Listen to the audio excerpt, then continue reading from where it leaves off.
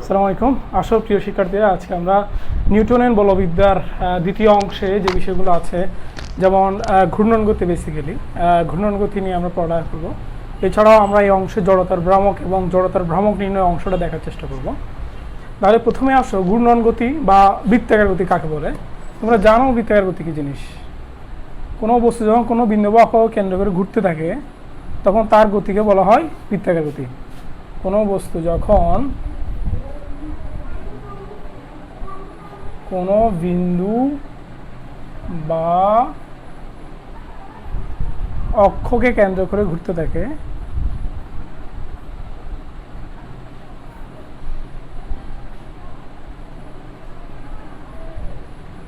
তখন তার গতিকে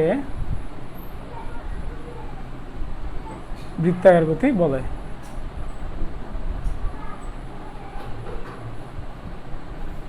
বৃত্তাকার গতি ভেরি সিম্পলি, মাঝখানে একটা বিন্দু বা অক্ষকে কেন্দ্র করে এভাবে ঘুরতে থাকবে। এখানে একটা বিন্দু হতে পারে, একটা অক্ষ হতে পারে, এভাবে ঘুরলে আমরা তার গতিকে বলি বৃত্তাকার গতি। তাহলে বৃত্তাকার গতিতে একটা ঘূর্ণন অক্ষ বা কেন্দ্র অবশ্যই প্রয়োজন হবে।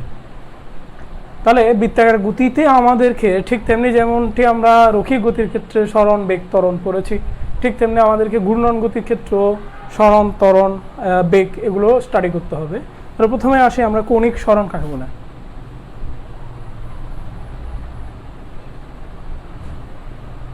কৌণিক সরণ জিনিসটা তোমরা শুনে নাও। কোনো বস্তু যখন বৃত্তাকার পথে ঘুরতে থাকে তখন একটা নির্দিষ্ট সময় পর যদি বৃত্তাকার পরিধি বরাবর এক বিন্দু থেকে অপর বিন্দুতে গমন করে তখন এই দুই বিন্দু বৃত্তের কেন্দ্রে যে কোণ উৎপন্ন করে তাকে বলা হয় কৌণিক সরণ।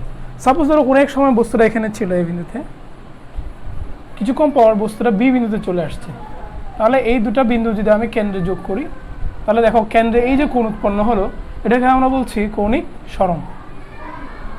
তাহলে এই কৌণিক সরণের সংজ্ঞাটা আমরা এভাবে দিতে পারি, বৃত্তাকার পথে ঘূর্ণায়মান কোনো বস্তু একটি নির্দিষ্ট সময় পর বৃত্তের কেন্দ্রে যে কোণ উৎপন্ন করে তাকে বলা হয় কৌণিক সরণ।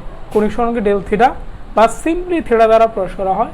এটার একক ডিগ্রি, এটার একক হতে পারে বার, এটার একক রেডিয়ান। তাহলে আমরা বলবো কৌণিক সরণকে ডেল থিটা দ্বারা প্রকাশ করা হয়।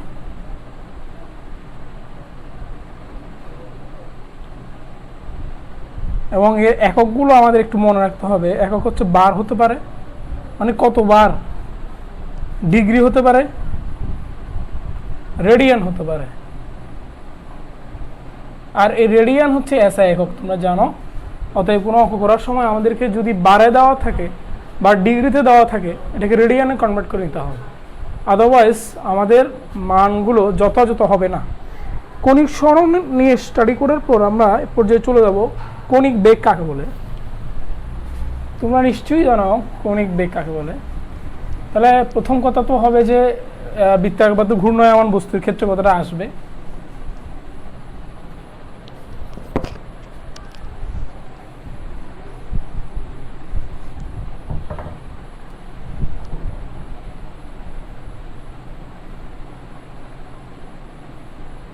তাহলে বৃত্তাকার পথে ঘূর্ণায়মান মানে কোনো বিন্দু বা অক্ষকে কেন্দ্র করে ঘূর্ণায়মান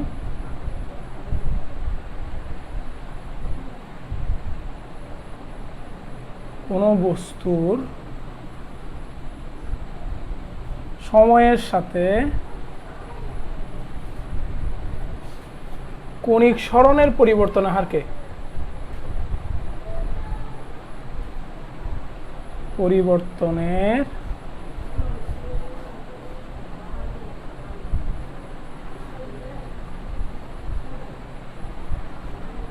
কৌণিক বেগ বলে।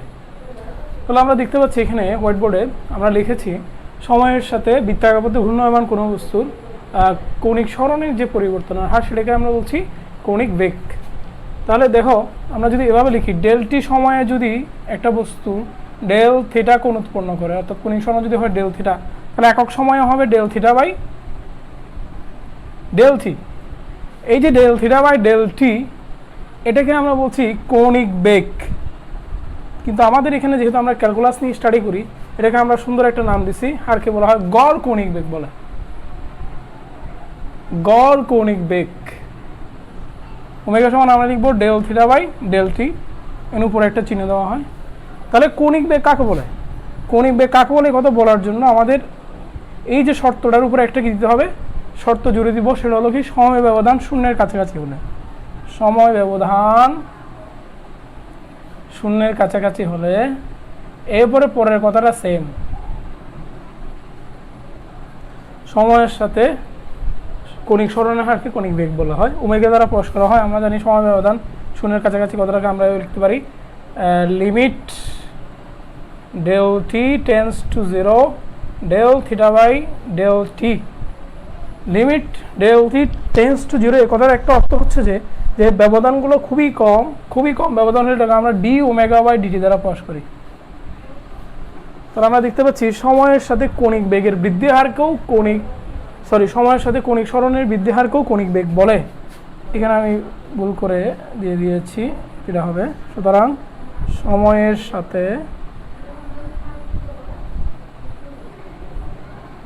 কণিক সরণের বৃদ্ধি হারকে কৌণিক বেগ বলে। এভাবে একটা সংজ্ঞা লেখার পদ্ধতিটা যদি আমরা আয়ত্ত করে ফেলি তাহলে অন্যগুলো অনুরূপভাবে আমরা লিখব। তাহলে আমরা এরপরে চলে যাব কৌণিক সরণের ক্ষেত্রে। কৌণিক সরণ কথাটা উল্লেখ করলে তাহলে প্রথমে আসবে কৌণিক বেগ, গড় কৌণিক ত্বরণ আসবে। ত্বরণে যাব আমরা, গড় কৌণিক ত্বরণ। তাহলে কাকে বলে? কোনো বিন্দু বা অক্ষকে কেন্দ্র করে ঘূর্ণায়মান কোনো বস্তুর সময়ের সাথে কৌণিক বেগের পরিবর্তনের হারকে বলা হয় কৌণিক ত্বরণ। তাহলে আমি সংজ্ঞা আবার লিখছি না, যেহেতু জাস্ট এটা আমরা ওই আগের সংজ্ঞাটাকে নকল করছি, তাহলে সেসব আমরা লিখব আলফা দ্বারা প্রকাশ করা হয় এটাকে। তাহলে আলফা বার হবে, আমরা লিখব del omega by del t. এটাকে আমরা বলছি গড় কৌণিক ত্বরণ। এখন কৌণিক ত্বরণ তাহলে কি হবে? জাস্ট এর আগে একটা শর্ত জুড়ে দিব, শর্তটা হচ্ছে কি সময় ব্যবধান শূন্যের কাছাকাছি হবে।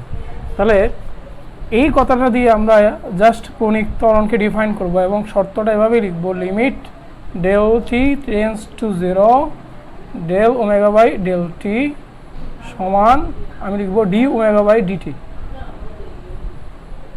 এটা একটা সমীকরণ আমাদের। তাহলে আমি আগের মতো এইভাবে লিখতে পারি, দেখুন নিচে লেখা আছে আমাদের সময়ের সাথে কৌণিক বেগের বৃদ্ধি হারকে কৌণিক ত্বরণ বলা হয়।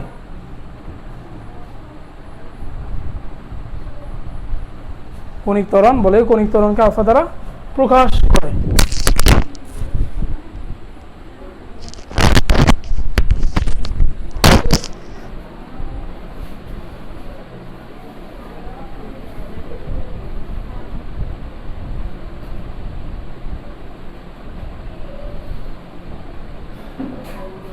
একক হচ্ছে রেডিয়ান পার সেকেন্ড স্কোয়ার, এটা হচ্ছে এসআই একক।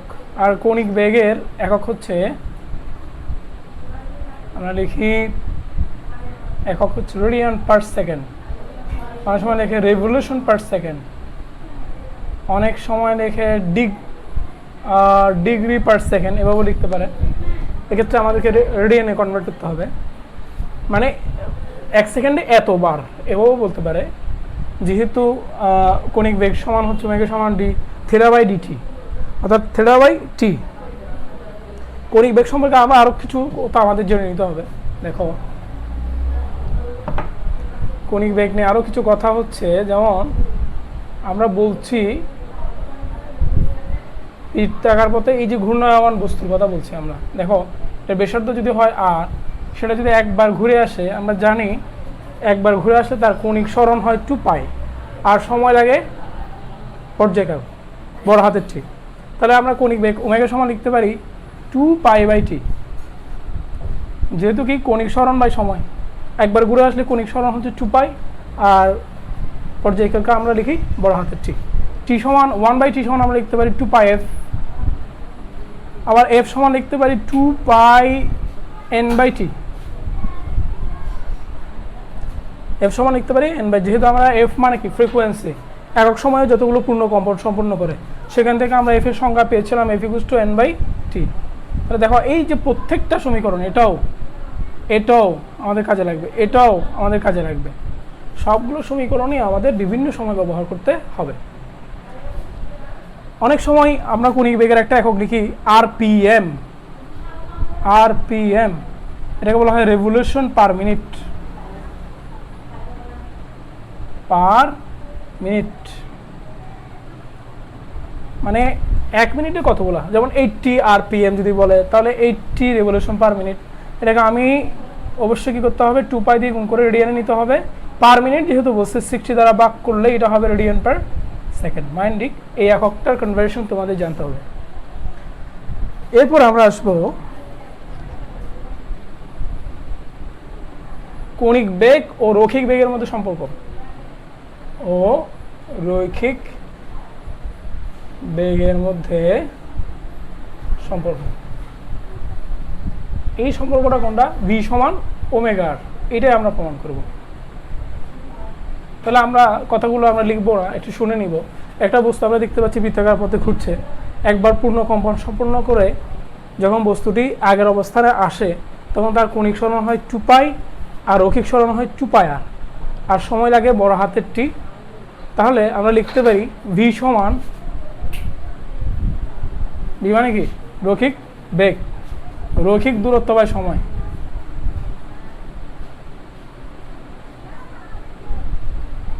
তাহলে আমরা জানি একবার ঘুরে আবার ওই জায়গায় আসছে, তার রৈখিক পথ মানে পরিধি সমান, অতএব আমি লিখবো 2 পাই আর, আর এই সময়টা হচ্ছে বড় হাতের টি।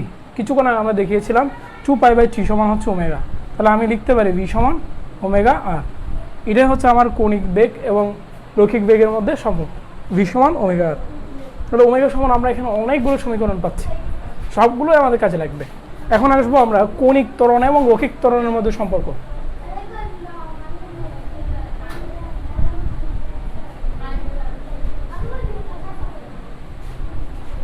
কণিক ত্বরণ ও রৈখিক ত্বরণের মধ্যে সম্পর্ক। কণিক ত্বরণ মানে আমরা জানি আলফা, আর রৈখিক ত্বরণ মানে হচ্ছে এ, অর্থাৎ এ সমান আর আলফা, এটাই আমাদের প্রমাণ করতে হবে। আমরা জানি অলরেডি ভি সমান ওমেগা আর। তাহলে এই সমীকরণটাকে যদি আমরা সময়ের সাপেক্ষে ব্যবকলন করি তাহলে পাবো ডিভি বাই ডিটি ইকুয়াল, আর যেহেতু ধ্রুবক ডি ওমেগা বাই ডিটি লিখতে হবে। তোমরা নিশ্চয়ই পড়েছিলে ডিভি বাই ডিটি সমান হচ্ছে আলফা এ, আর ডি ওমেগা বাই ডিটি হচ্ছে আলফা, মানে এই সমান আর আলফা। এটাই ছিল আমাদের কাঙ্ক্ষিত সমীকরণ। তাহলে আমরা এখানে যে এককগুলোর সাথে ইন্ট্রোডিউস হলাম সেগুলোর এখন প্রয়োগ দেখব। প্রয়োগ কিসে, এর আগে তোমরা বৃত্তাকার গতি নিয়ে স্টাডি করলাম, এর আগে আমরা দেখেছি রৈখিক গতি সমীকরণগুলো দেখছি। এখন রৈখিক গতির এই সমীকরণগুলো কণিক গতির ক্ষেত্রে কেমন হয় তা দেখব। তাহলে নিউটনের যেমন রৈখিক গতির সূত্র ছিল, কণিক গতির সূত্রও হবে ঠিক তেমনি। তাহলে আমরা ওইখানে না গিয়ে এখন দেখতে চেষ্টা করছি যে রৈখিক গতির সমীকরণগুলো কেমন হবে। এবার আমরা লিখলাম রৈখিক গতির সমীকরণ সমূহ।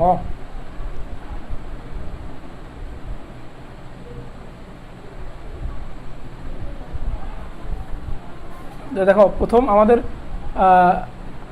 রৈখিক লিখলাম, কৌণিক হবে কৌণিক। তাহলে আমরা ছিল ভি সমান ভি নট প্লাস এটি ছিল না, তাহলে এটাকে যদি আমি জাস্ট নকল করি তাহলে কী হবে, ভি এর জায়গায় হবে ওমেগা, ওমেগা নট প্লাস এর জায়গায় আলফা টি। 2 নম্বর আমাদের ছিল S equals to V plus V naught by 2 into T. তাহলে আমার এক্ষেত্রে এস মানে হচ্ছে কি সরণ, সরণ মানে ডেল থেটা, মানে আমি লিখবো theta minus theta not equal omega plus omega naught by 2 into T. 3 নম্বর আমাদের সমীকরণ ছিল এখানে S equals to V naught T plus half A T square. তাহলে সেই সমীকরণটা যদি আমরা এখানে নকল করি, এস মানে theta minus theta not equal omega not T plus half alpha t square হবে। আবার 4 নম্বর সমীকরণটা ছিল আমাদের ভি স্কোয়ার সমান v not square plus 2as, এখানে তারা হবে ওমেগা স্কোয়ার সমান omega not square plus 2 alpha into theta minus theta not. এইভাবে আমরা গতি সমীকরণগুলো আত্মস্থ করব। এবং গতি বিষয়ক এবং ঘূর্ণন গতি বিষয়ক যে সকল অঙ্ক আমাদের আসবে সেগুলো সলভ করার জন্য এগুলো কাজে লাগাবো। দেখো এখানে ওমেগা নট দেওয়া আছে, বলা হচ্ছে 90 বার পার সেকেন্ড পার মিনিট। তাহলে আমি লিখবো, আমরা জানি ওমেগা সমান 2 পাই n বাই টি, ওই সূত্র দিয়ে যদি লিখি 2 পাই ইন্টু 90 ডিভাইডেড বাই 60 কাটা গেল। তাহলে আমরা পাচ্ছি এখানে 6 পাই রেডিয়ান পার সেকেন্ড।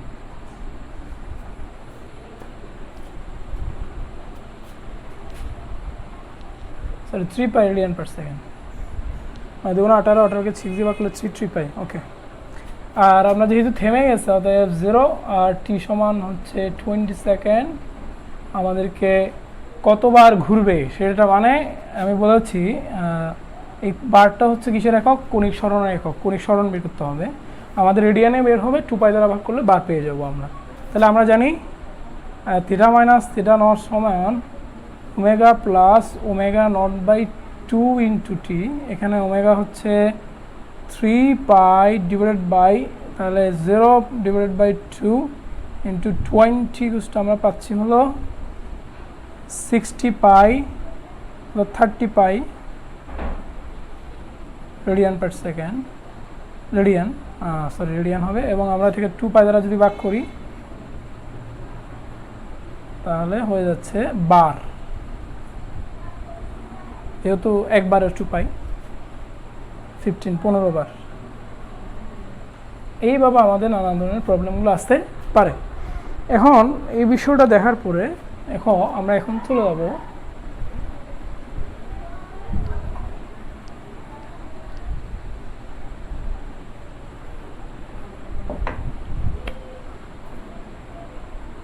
জড়তার ভ্রামক অংশ। জড়তার ভ্রামক জিনিসটা কি? জড়তার ভ্রামক আসলে আমরা যদি বলি, অনেকে এভাবে বলি যে এটা ঘূর্ণন বস্তুর যে ভর ওইটাকে জড়তার ভ্রামক বলা যেতে পারে। অর্থাৎ the mass associated with a moving body is called inertia, moment of inertia, এভাবে ডিফাইন করতে পারি। আমরা একটা বস্তু যদি বিবেচনা করি, দেখো এরকম বস্তু, এটা হলো ঘূর্ণন অক্ষ। ঘূর্ণন অক্ষ হতে এই বস্তুটা অসংখ্য কণার সমন্বয়ে গঠিত। কণাগুলো ধরলাম এটা হচ্ছে m1, এটা হচ্ছে m2, এটা হচ্ছে m3, এবং ঘূর্ণন অক্ষ থেকে লম্ব দূরত্ব কিন্তু r3, এটা হচ্ছে লম্ব দূরত্ব r2, এটা হচ্ছে লম্ব দূরত্ব r1। এবং এই কণাটি এই বস্তুটি অসংখ্য কণার সমন্বয়ে গঠিত এবং এই অক্ষের সাপেক্ষে ঘুরছে। তাহলে দেখো আমি কণাগুলোর ভর জানি এবং ঘূর্ণন অক্ষ হতে তাদের লম্ব দূরত্ব জানি। তাহলে আমরা কি করব, কণার ভর এবং ঘূর্ণন অক্ষ হতে কণার লম্ব দূরত্বের বর্গ, কণার ভর এবং ঘূর্ণন অক্ষ হতে কণার লম্ব দূরত্বের বর্গ, এভাবে আমি সবগুলো নিতে পারি। নেওয়ার পর এগুলো যোগ করলে যা পাওয়া যাবে সেটাকে বলা হয় জড়তার ভ্রামক। তাহলে লক্ষ্য করো, প্রত্যেকটা কণার ভর এবং ঘূর্ণন অক্ষ হতে সেই কণাগুলোর লম্ব দূরত্বের বর্গের গুণফল, এবং এভাবে অনেকগুলো গুণফল নিলাম, সবগুলোর সমষ্টিকে বলা হচ্ছে ওই অক্ষের সাপেক্ষে বস্তু জড়তার ভ্রামক। তাহলে আমরা যদি একটু সামেশন দিয়ে লিখি তাহলে এভাবে লিখব mi ri স্কোয়ার, i সমান 1 থেকে i সমান n পর্যন্ত হতে পারে। তাহলে আমাদের ডেফিনিশনটা কি দাঁড়াচ্ছে এখন? তাহলে আমরা লিখব কোনো নির্দিষ্ট সরলরেখা হতে কোনো দৃঢ় বস্তুর প্রত্যেকটি কণার লম্ব দূরত্বের বর্গ এবং প্রত্যেকের ভরের গুণফল, দেখো ভর এবং লম্ব দূরত্বের বর্গের গুণফল, সবগুলোর গুণফলের সমষ্টি, এটাকে বলে আমরা জড়তার ভ্রামক। ডেফিনিশনটা তাহলে যদি আমরা একটু লিখি তাহলে কি দাঁড়াবে, ভ্রামক সমান আমরা লিখবো হলো i সমান summation mi ri square. i সমান আমরা লিখি 1 থেকে i সমান n পর্যন্ত হতে পারে। এগুলো আমরা না লিখলেও চলে, just summation mi ri square লিখলেই চলবে। এখন জড়তার ভ্রামক বোঝার পরে আমাদেরকে এরপরে চক্রগতি ব্যাসার্ধ যেতে হবে। তাহলে এটার একক কী হবে, কেজি মিটার স্কোয়ার, মাত্রা কী হবে, m এল স্কোয়ার। ওকে, এখন আমরা দেখব চক্রগতির ব্যাসার্ধ, খুবই ইম্পর্টেন্ট একটা জিনিস। এই ডেফিনিশনগুলো আমরা খুব ভুলে যাই। চক্রগতির ডেফিনিশনটা আর একটু বড়, ইংলিশে বলা হয় রেডিয়াস অফ গাইরেশন, কেউ বলে জাইরেশনও বলে। দেখো চক্রগতির ব্যাসার্ধ জিনিসটা কি।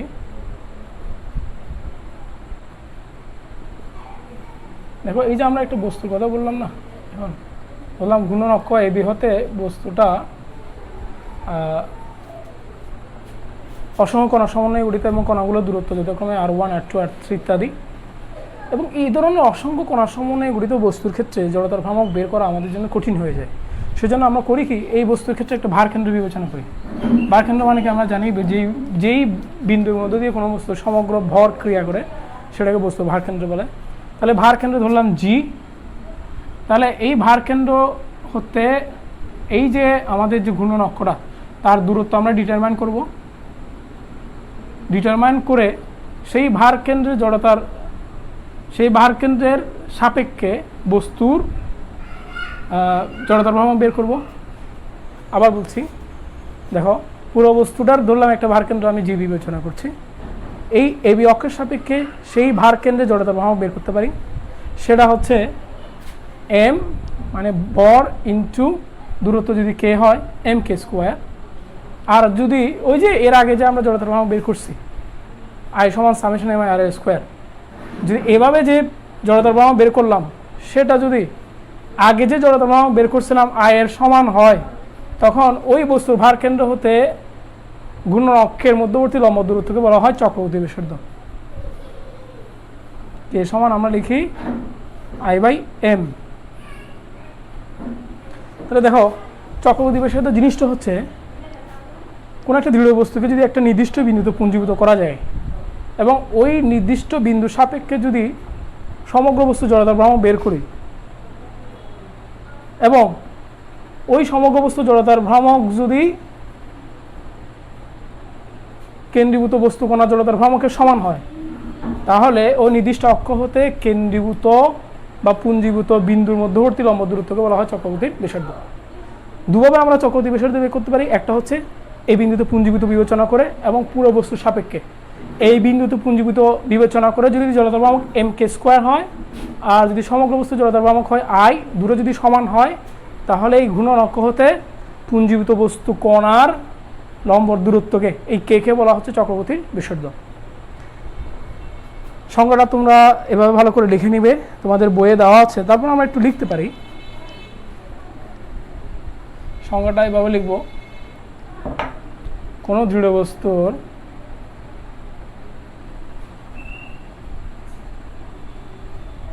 পুঞ্জীভূত বা কেন্দ্রীভূত বস্তু কণার লম্ব দূরত্বকে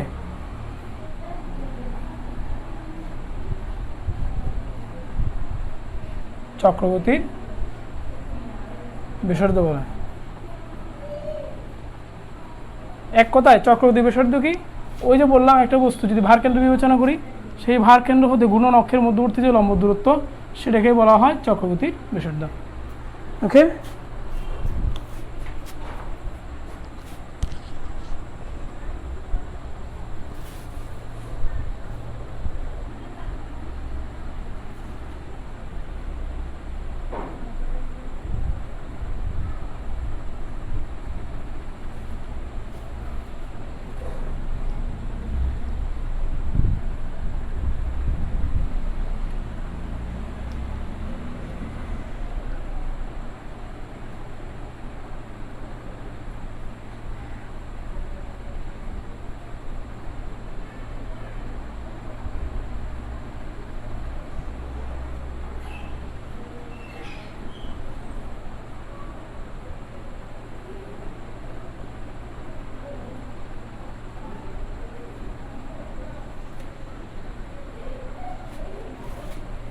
শিক্ষার্থীর পর্যায়ে আমরা এই যে জড়তার ভ্রামক এবং চক্রবর্তী ব্যাসার্ধের কথা বললাম সেগুলো নির্ণয় করব বিভিন্ন বস্তুর ক্ষেত্রে। তোমরা এখানে দেখতে পাচ্ছ আমরা লিখছি যে একটি সরু ও সুষম দণ্ডের দৈর্ঘ্যের সাথে লম্বভাবে এবং দণ্ডের মধ্যবিন্দু দিয়ে গমনকারী অক্ষের সাপেক্ষে জড়তার ভ্রামক নির্ণয়।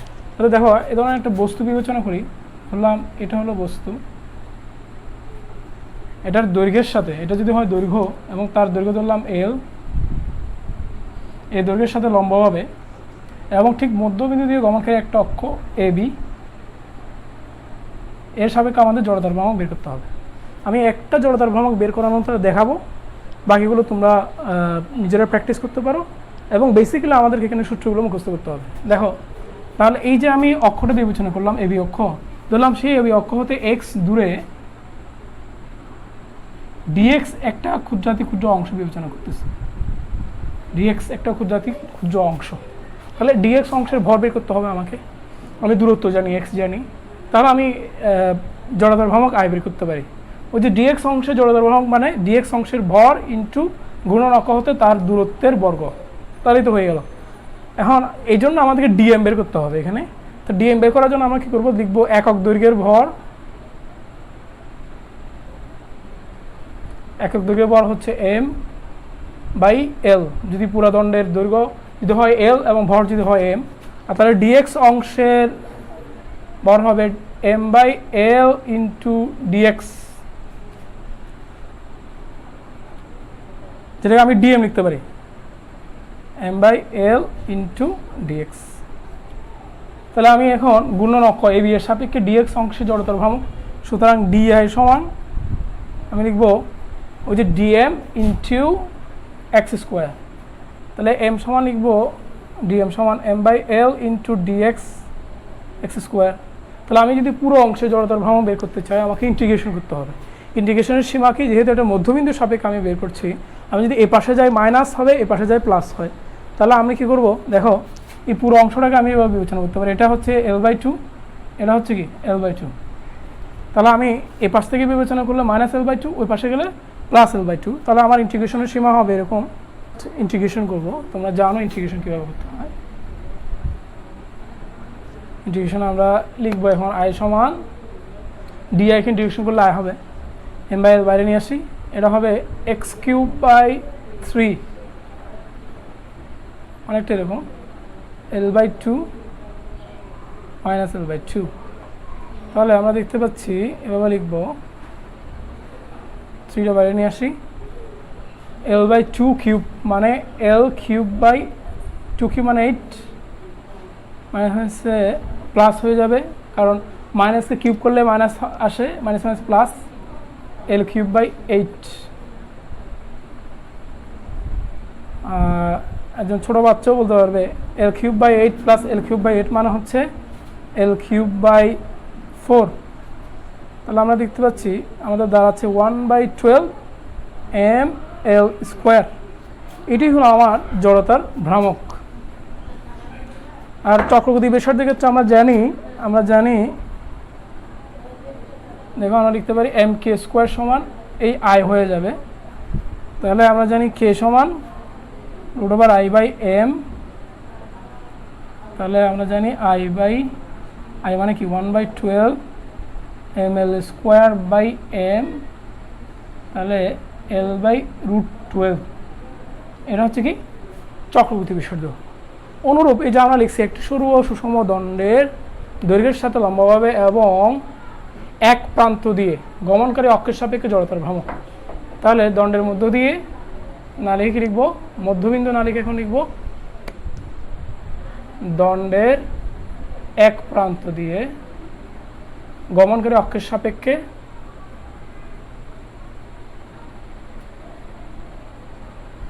জড়তার ভ্রামক।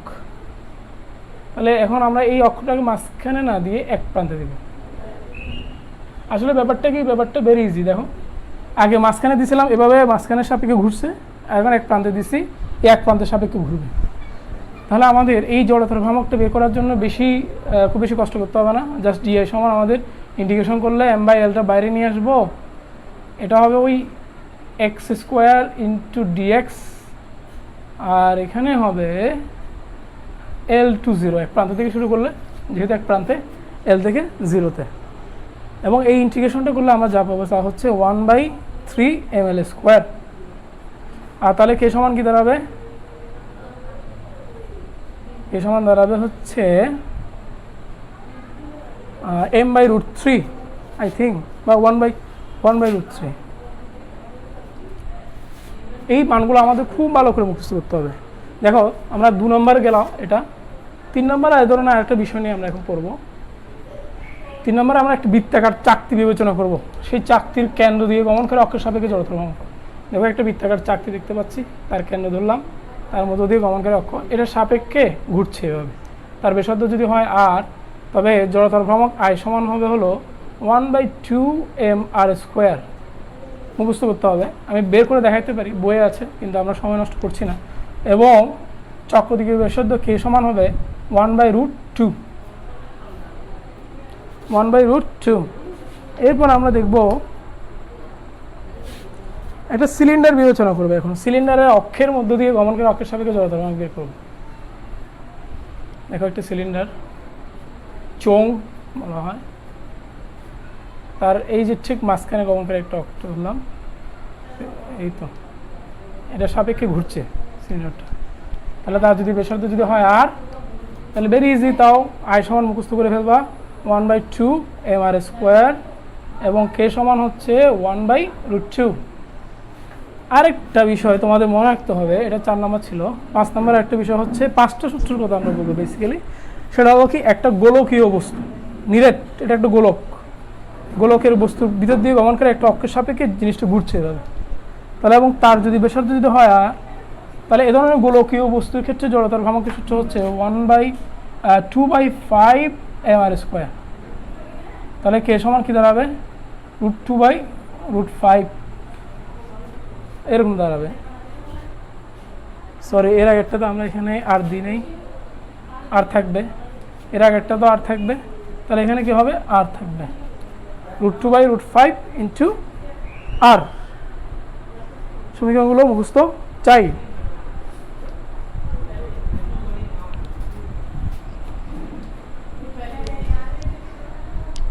এখন আসলে আমরা জড়তার ভ্রামক নির্ণয় সংক্রান্ত আমরা দুটো উপপাদ্য পড়ব।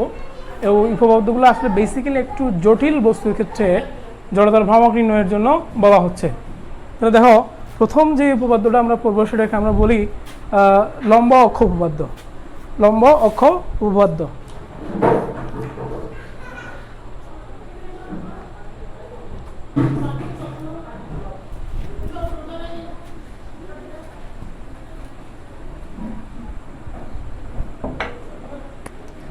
লম্ব উপপাদ্য আমাদের বলে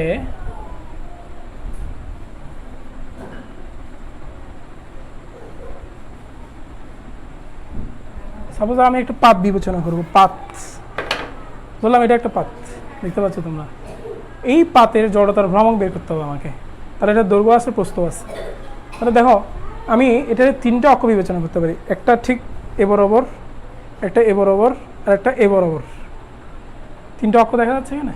তাহলে দেখো, এই বস্তুটা এই যে এই অক্ষের সাপেক্ষে ঘুরবে এভাবে, আবার বস্তুটা এই অক্ষের সাপেক্ষে ঘুরবে এভাবে, আবার এই যে বস্তুটা দেখতে পাচ্ছি এটার সাপেক্ষে এভাবে ঘুরবে। তাহলে বলতে যাচ্ছে যে এই যে আমি এটার সাপেক্ষে ঘুরলে, এই অক্ষের সাপেক্ষে ঘুরলে এক্স অক্ষের সাপেক্ষে আইএক্স বের করতে পারবো। মানে এক্স অক্ষের সাপেক্ষে জড়তার ভ্রামক আইএক্স, ওয়াই অক্ষের সাপেক্ষে জড়তার ভ্রামক আই ওয়াই। তাহলে বলতে যাচ্ছে যে এই দুইটার ছেদবিন্দু হলো কে এটা। এই জেড অক্ষের সাপেক্ষে জড়তার ভ্রামক যদি হয় আই জেড, তাহলে এই আই জেড সমান আইএক্স প্লাস আই ওয়াই। এটি হলো লম্ব অক্ষ উপপাদ্য। এখানে লম্ব অক্ষ কেন, এটার সাথে এটা লম্ব, এটার সাথে এটা লম্ব, সেজন্য এই উপপাদ্যটাকে বলা হয় লম্ব অক্ষ উপপাদ্য। তাহলে আমরা যদি একটু লিখি, কোন সমতল পাতের তলে অবস্থিত, কোন সমতল পাতের তলে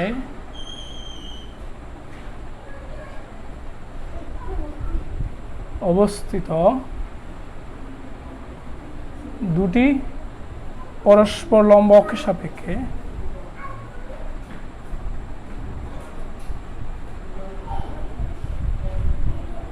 ওই পাতের জড়তার ভ্রামক দ্বয়ের সমষ্টি হবে।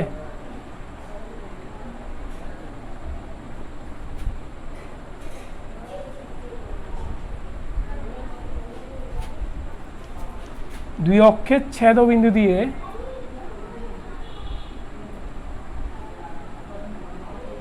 এবং পাতের অবিলম্বভাবে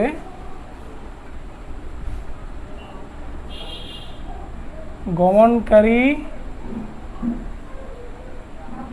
অক্ষের সাপেক্ষে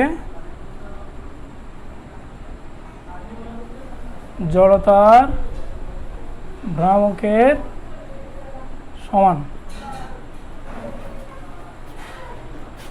তাহলে দেখো এখন আমরা একটু বোঝার চেষ্টা করি জিনিসটা কি। ধরলাম একটা পাত বিবেচনা করলাম, এটা একটা পাত। এই পাতে ধরলাম এটা হচ্ছে এক্স অক্ষ, এটা হচ্ছে কি ওয়াই অক্ষ।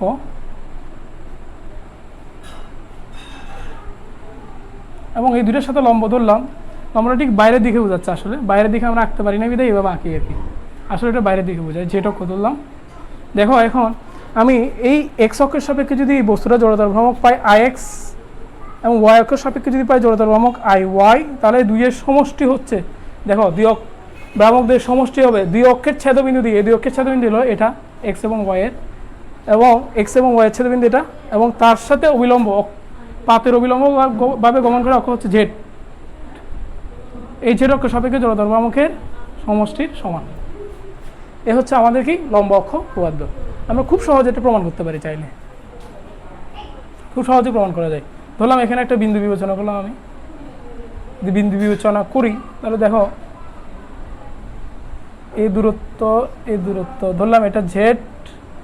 তাহলে আমরা পাতের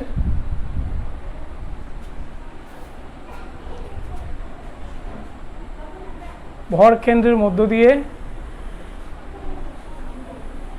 এবং পাতের পৃষ্ঠের সাথে লম্বভাবে গমনকারী অক্ষের সাপেক্ষে জড়তার ভ্রামক সাপেক্ষে আই ও কে জড়তার ভ্রামক এবং চক্রবর্তী ব্যাসার্ধ বের করবো। তাহলে দেখো এই ধরনের একটা পাত বিবেচনা করছি, যার এটা হচ্ছে এল, এটা হচ্ছে বি, দৈর্ঘ্য প্রস্থ যথাক্রমে এল ও ভি। তার ধরলাম এটা হলো ভার কেন্দ্র। এই ভার কেন্দ্রের মধ্য দিয়ে গমনকারী অক্ষ, ঠিক অক্ষটা আসলে এভাবে হবে, এভাবে পাতের সাথে অবিলম্ব ভাবে, পৃষ্ঠের সাথে অবিলম্ব।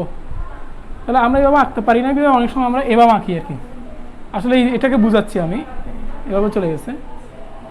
এই অক্ষের সাপেক্ষে জড়তার ভ্রামক বের করবো। তাহলে দেখো মাঝখান দিয়ে আমি আরো দুটো অক্ষ বিবেচনা করতে পারি, এটা একটা, এটা একটা। তাহলে এটাকে যদি আমি এক্স বলি, এটাকে ওয়াই বলবো। তাহলে আমি দেখো খুব সহজে এখানে লম্ব অক্ষ উপপাদ্য ব্যবহার করে জড়তার ভ্রামক বের করতে পারি। তাহলে এই অক্ষটাকে আমরা মনে আছে লম্ব অক্ষ উপপাদ্যে আমরা এই এ বি অক্ষটাকে জেড অক্ষ বলি নেই, যেটা ঠিক মাঝখান দিয়ে গমন করে এবং এক্স এবং ওয়াইয়ের সাথে লম্ব হয়। তাহলে আমি যদি বলি এক্স অক্ষের সাপেক্ষে জড়তার ভ্রামক, এক্স অক্ষের সাপেক্ষে মানে আই এক্স সমান কি সূত্র হচ্ছে কি আমরা জানি, এই যে এক্স অক্ষ, ঠিক এক্স অক্ষের মধ্য দিয়ে গমনকারী অক্ষ। তাহলে আমি যদি ওই যে দেখো প্রথম সূত্রটা আমরা প্রয়োগ করতে পারি কিনা, একটা পাতলা এবং সুষম দণ্ডের মধ্য দিয়ে, সরু এবং সুষম দণ্ডের ঠিক মধ্যবিন্দু দিয়ে গমনকারী অক্ষ হচ্ছে ওয়াই। আর দেখো এটাও ঠিক অনুরূপ, এটা হচ্ছে প্রস্থের সাথে, প্রস্থের মধ্যবিন্দু দিয়ে গমনকারী অক্ষ হচ্ছে কি এক্স। তাহলে প্রস্থের মধ্যবিন্দু দিয়ে গমনকারী অক্ষ হচ্ছে এক্স। তাহলে আমি আই এক্স সমান কি লিখবো 1/12, সেই সূত্রটা কি ছিল 1/12 হর ইনটু এই যে এক্স অক্ষটা যে দূরত্বের সাথে লম্ব তার বর্গ স্কোয়ার। তাহলে দেখো তো দেখি এক্স অক্ষটা হচ্ছে প্রস্থের সাথে লম্ব, অতএব বি স্কোয়ার। অনুরূপভাবে যদি আই ওয়াই হবে 1/12 এম ইন্টু আই অক্ষটা আমরা দেখতে পাচ্ছি ওয়াই অক্ষটা মানে দৈর্ঘ্যের সাথে লম্বভাবে গমনকারী, যার সাথে লম্বভাবে গমনকারী তার দৈর্ঘ্য স্কোয়ার। তাহলে আমরা তো জানি আমাদেরকে লম্ব অক্ষ উপপাদ্য বলতেছে আই জেড সমান I x plus I y. তাহলে আমরা পাচ্ছি 1/12 into l square plus b square. আর কে সমান কী হবে √i/m, এম কাটা যাবে, সরি এখানে একটা এম হবে, এম কাটা যাওয়ার পর যা থাকে তা হচ্ছে 1/12 রুট হবে √l square plus b square. এই হচ্ছে লম্ব অক্ষ উপপাদ্যের প্রয়োগ।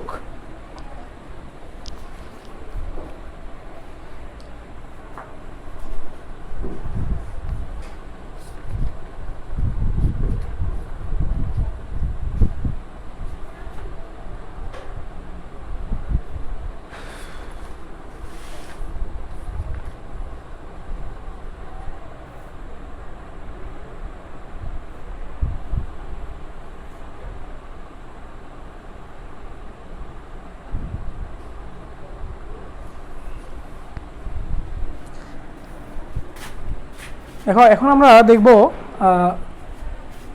সমান্তরাল অক্ষ উপপাদ্য।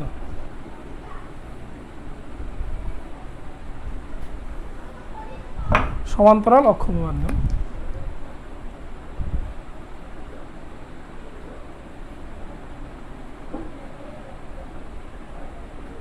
মানে কোনো বস্তু আমরা কি করবো, ধরলাম একটা বস্তু বিবেচনা করি, এটা বস্তু, এই যে কোনো অক্ষ তার বাইরে ভিতরে যে কোনো জায়গায় হতে পারে, এভাবে যে কোনো জায়গায় হতে পারে, এই এ বি অক্ষের সাপেক্ষে আমরা বস্তুটা জড়তার ভ্রামক বের করব। এই যে বস্তুটা যার বর হচ্ছে এম, তাহলে আমি লিখবো আই এ বি সমান, দেখো কি বলে, এই যে আমরা এ বি অক্ষের সাপেক্ষে জড়তার ভ্রামক বের করছি, এ বি অক্ষের সাপেক্ষে সমান্তরাল এবং বস্তুর ভার কেন্দ্রের মধ্য দিয়ে গমনকারী একটা অক্ষ বিবেচনা করব। ধরলাম ভার কেন্দ্র হচ্ছে এটা এবং তার মধ্য দিয়ে গমনকারী হচ্ছে কি এটা, আমি পি কিউ বলতে পারি। দেখো ভার কেন্দ্রের মধ্য দিয়ে গমনকারী অক্ষের সাপেক্ষে জড়তার ভ্রামক, তাহলে এ বি অক্ষের সাপেক্ষে জড়তার ভ্রামক বের করতে চাইলে এ বি অক্ষের সমান্তরাল এবং বস্তুর ভার কেন্দ্রের মধ্য দিয়ে গমনকারী একটা অক্ষ পি কিউ বিবেচনা করলাম, সেই পি কিউ অক্ষের সাপেক্ষে বস্তুর জড়তার ভ্রামক আই পি কিউ বের করব, আই পি কিউ। এবং দেখো দুই অক্ষের মধ্যবর্তী লম্ব দূরত্ব, ধরলাম এই দুই অক্ষের মধ্যবর্তী লম্ব দূরত্ব হচ্ছে কি এইচ, তাহলে ভার কেন্দ্রের মধ্য দিয়ে গমনকারী অক্ষের সাপেক্ষে জড়তার ভ্রামক এবং দুই অক্ষের মধ্যবর্তী লম্ব দূরত্বের বর্গ এবং বস্তুর ভরের গুণফলের, দেখো গুণফল নিচ্ছি, গুণফলের সমষ্টি সমান। ওই যে সমষ্টি মানে কি, এই যে অক্ষের সাপেক্ষে পি কিউ অক্ষের সাপেক্ষে জড়তার ভ্রামক বের করলাম, তার সাথে আবার এই যে গুণফলটা পাবো সেটা যোগ করে দেব। তাহলে যে কোনো অক্ষ এ বি এর সাপেক্ষে জড়তার ভ্রামক হচ্ছে ওই বস্তুর ভার কেন্দ্রের মধ্য দিয়ে গমনকারী অক্ষ এ বি এর পি কিউ এর সাপেক্ষে জড়তার ভ্রামক আই পি কিউ এবং দুই অক্ষের মধ্যবর্তী লম্ব দূরত্বের বর্গ এবং বস্তুর ভরের গুণফলের সমষ্টির সমান। এই কথাটাই আমরা লিখবো এখন। তাহলে লিখো, আমরা লিখি যে কোনো অক্ষের সাপেক্ষে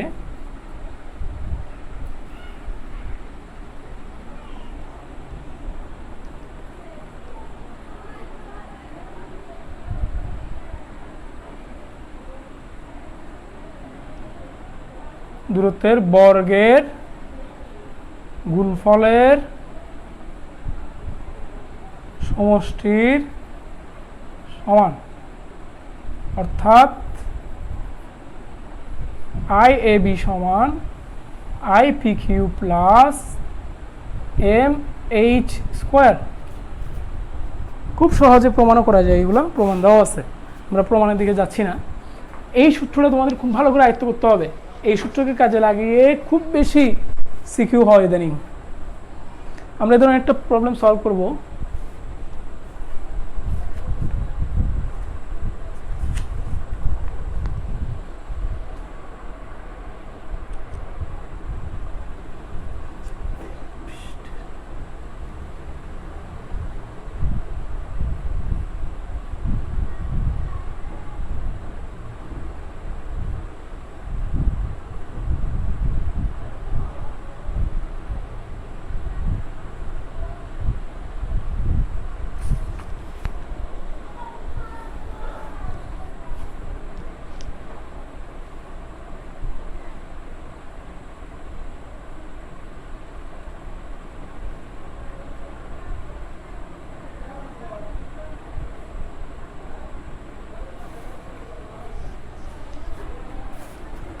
আসো আমরা একটু প্রয়োগ দেখার চেষ্টা করি।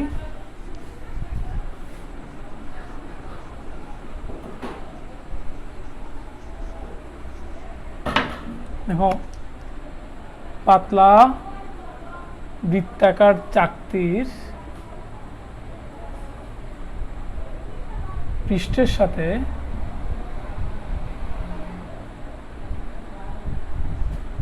অবিলম্বভাবে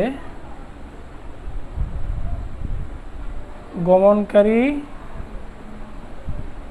অক্ষের সাপেক্ষে জড়তার ভ্রামক আই ও কে, এটা আমরা বের করবো। দেখো একটা পাতলা বৃত্তাকার চাকতি বিবেচনা করলাম, যার ব্যাসার্ধ হচ্ছে রেডিয়াস হচ্ছে কি আর, তাহলে তার স্পর্শক মানে কি এভাবে যেগুলো গমন করে, তাহলে আমরা বলছি এটা যদি তার পৃষ্ঠ হয়, পৃষ্ঠের সাথে লম্ব, অবিলম্বভাবে গমন করে অক্ষ হচ্ছে না, এর সাপেক্ষে জড়তার ভ্রামক বের করবো আমরা এখন, অর্থাৎ আই পি কিউ বের করবো। ওকে, তাহলে আই পি কিউ বের করার জন্য আমরা কি বলছি দেখো, তাহলে এই পি কিউ এর সমান্তরাল একটা অক্ষ হতে পারে এই চাকতির ভারকেন্দ্র দিয়ে গমনকারী একটা অক্ষ হতে পারে, ধরলাম এটা হলো এবি। তাহলে আমি লিখবো প্রথমে I a b. Okay, pq অক্ষের সাপেক্ষে সমান্তরাল একটা অক্ষ হচ্ছে এবি, যেটা চাকতি ভারকেন্দ্র দিয়ে গমনকারী। অতএব প্রথমেই আমরা এবি অক্ষের সাপেক্ষে জড়তার ভ্রামক আই এ বি লিখে ফেলবো।